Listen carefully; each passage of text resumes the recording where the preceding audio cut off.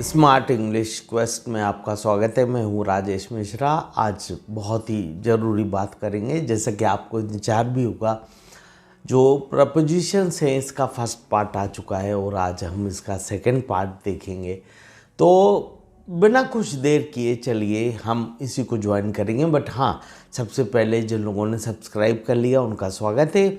आपका बहुत ही उत्साह मिल रहा है।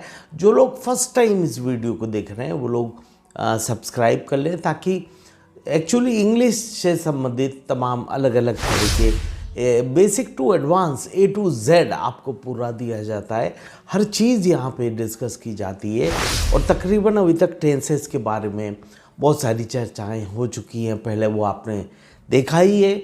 इसके अलावा मॉडल्स के बारे में भी अलग अलग चर्चाएं हो चुकी है और यदि संभव हो तो आप प्लेलिस्ट बनी हुई है वहाँ पे जाके देख लीजिएगा। मैं बोलना चाहूँगा ख़ास तौर से बेसिक्स ऑफ इंग्लिश बहुत ज़रूरी है, बहुत ज़रूरी है। बेसिक्स ऑफ इंग्लिश के बारे में भी मैं बातचीत पहले कर चुका हूँ, वो आप पीछे वीडियो बनी आप जाके देखिएगा, शुरू की वीडियो है।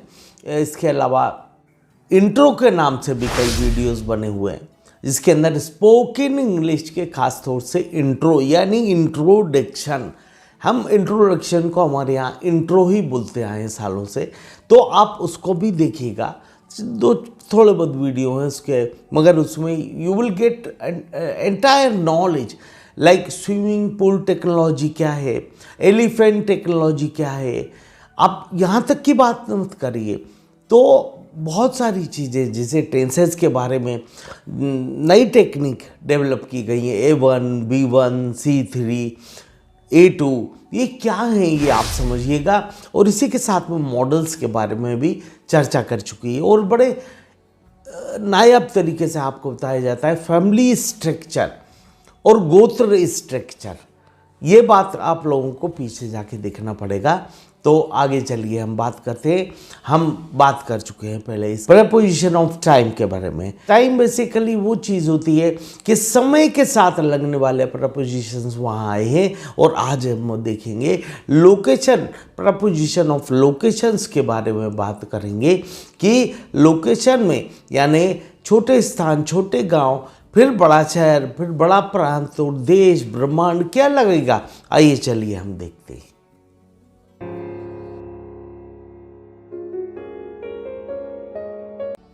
तो देखिए यहाँ एक बात होती है बेटे, सबसे पहले आता है एट, छोटा स्थान, छोटी जगह, छोटा गांव, छोटा कस्बा, छोटा मोहल्ला। इवन आपके घर का पता बताना हो तो सामान्य तौर पे एट का प्रयोग किया जाता है। हो सकता है आप बोलेंगे सर आपने लास्ट वीडियो में पिछली बार ये बताया था कि एट लगेगा और एट लगेगा निश्चित समय के साथ, एट लगेगा पिन पॉइंट ऑफ टाइम के साथ, बिल्कुल निश्चित घड़ी की नोक से, घड़ी की सुई की नोक से जो समय बताया जाए तब ये लगेगा। तो अरे बाबा, क्या एक व्यक्ति समय के साथ, एक प्रपोजिशन क्या समय के साथ वही एट समय के साथ नहीं लग सकती? यहाँ स्थान के साथ कहाँ लगेगी इसकी चर्चा हो रही। वैसे भी आप ये बात समझ लें, अंग्रेजी भाषा में शब्दों की बहुत कमी है।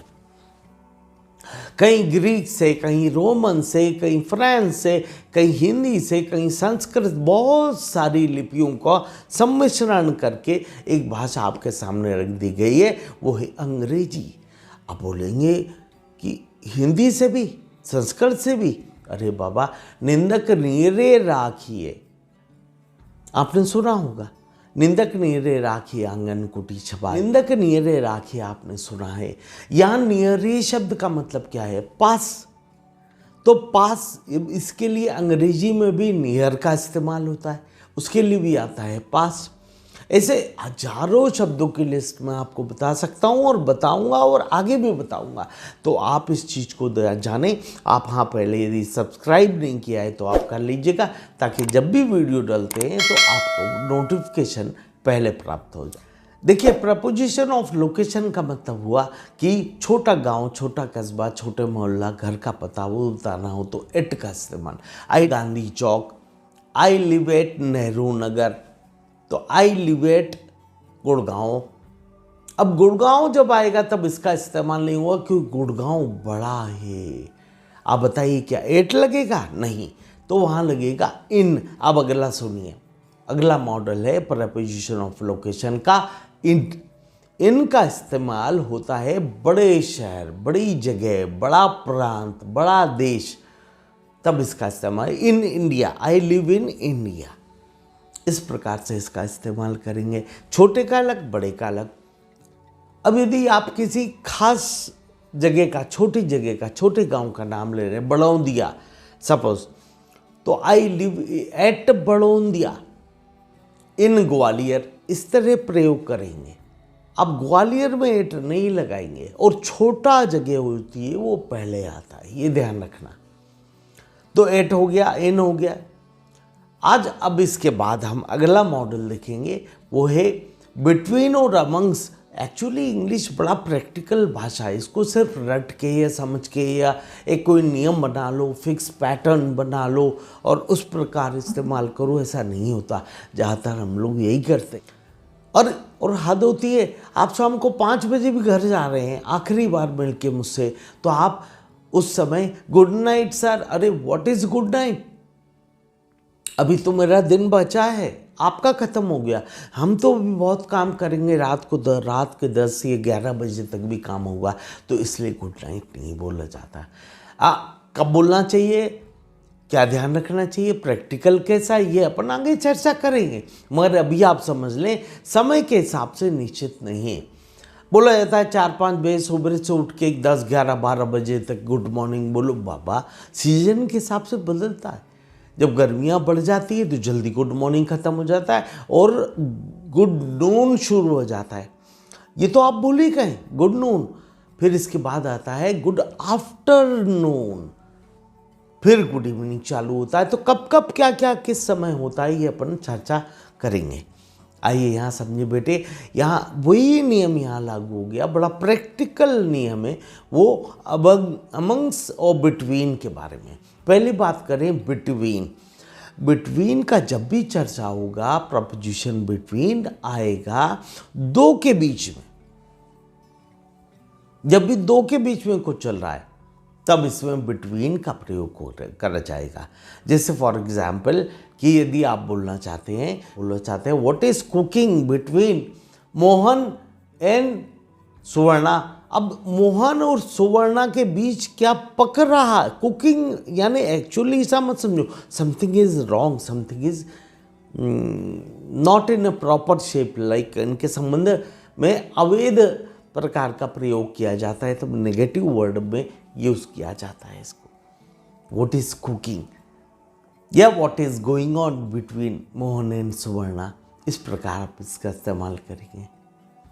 फिर मान लीजिए कि भाई आपका बर्थडे है, आप मिठाई का डब्बा ले आए, मैंने एक पीस खा लिया और आपको कहा distribute the sweets among the other people, other class people, lecture people, तो क्या वहाँ बिटवीन आएगा? नहीं।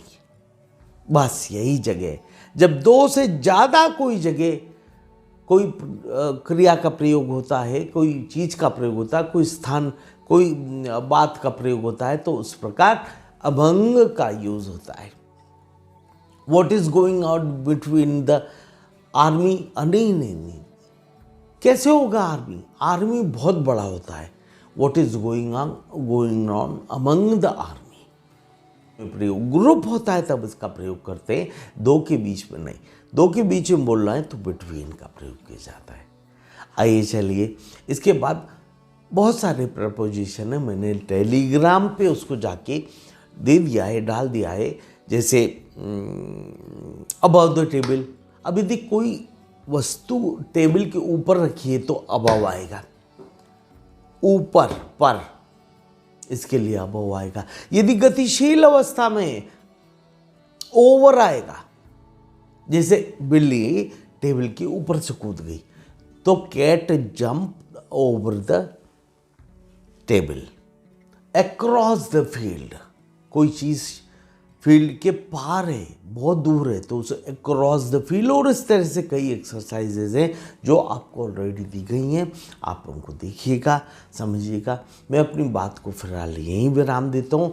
बहुत सारी एक्सरसाइजेज जो वहाँ पर है उसके आंसर्स भी हैं, वो आप देखिएगा। हाँ, पर्सनल मैसेज यदि आप करना चाहते हो तो यहाँ भी करें, या यहाँ के मैसेज ना करें तो बेहतर है, क्योंकि पब्लिक मैसेज होते हैं, सभी देखते हैं वो। तो आप बेटर है कि इंस्टाग्राम पे आके मुझे ज्वाइन कर सकते हैं, और इंस्टाग्राम का आईडी दिया हुआ है नीचे, जिसको आप देख लें, जिसके माध्यम से आप मेरे संपर्क में आ सकते हैं और आप अपनी बात, अपना लेक्चर, अपनी डिमांड, अपना रिक्वेस्ट ये भी वहाँ पे दे सकते हैं मुझे।